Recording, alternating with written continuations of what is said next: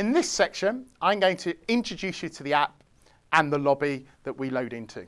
So let's start by loading up the app, and you'll notice it will take a few seconds to load.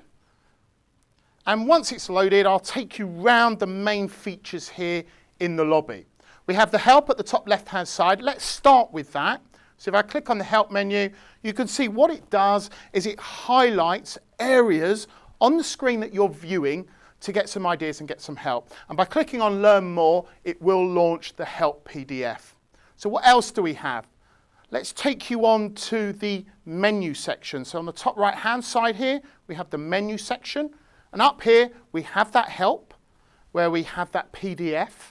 But we also have a video animation to show you how to connect your tablet to the EV3 brick. I'll let that run for a few seconds.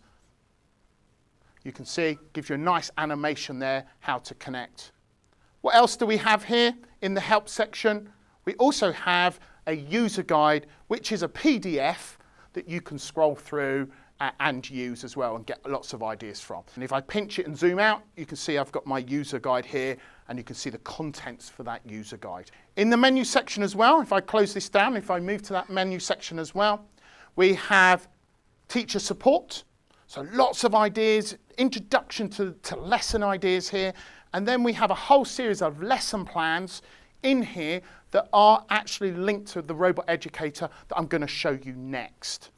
Finally, in the menu, we have terms of use, and these are the various policies we use when we're using the EV3 tablet app. And also, where, if you need it, where to get support from as well. So where next? Now I'm going to introduce you to the robot educator material, and we're going to have a look at that. Then we're going to look at creating programs and how to create programs as well, and actually get one going. So let's start by robot educator and introduce you to that.